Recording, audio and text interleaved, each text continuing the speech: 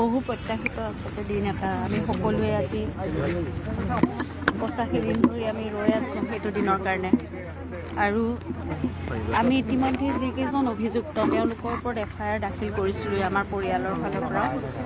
গতিকে যেনেকৈ আমি আশা কৰিছিলোঁ সেইমতে তদন্তৰ কাৰ্যখিনি সম্পাদন হৈছে। সেইকাৰণে আশা কৰা মতে হোৱাৰ কাৰণে আমাৰ ভাল লাগিছে।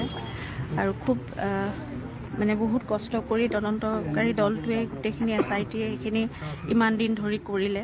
গতিকে আমি তেওঁলোককো ধন্যবাদ জনাইছোঁ আৰু ৰাইজে আশা কৰা মতেই সেইখিনি ফল ওলাইছে। গতিকে এতিয়া সকলোখিনি ন্যায় প্ৰক্ৰিয়াৰ ওপৰত আৰু আমি আশা কৰিছোঁ একেধৰণে খুব ন্যায় প্ৰক্ৰিয়াটো খুব সুচাৰুৰূপে পৰিচালনা হ'ব।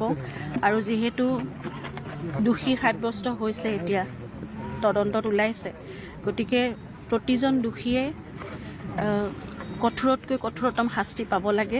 সেইটোৱে আমাৰ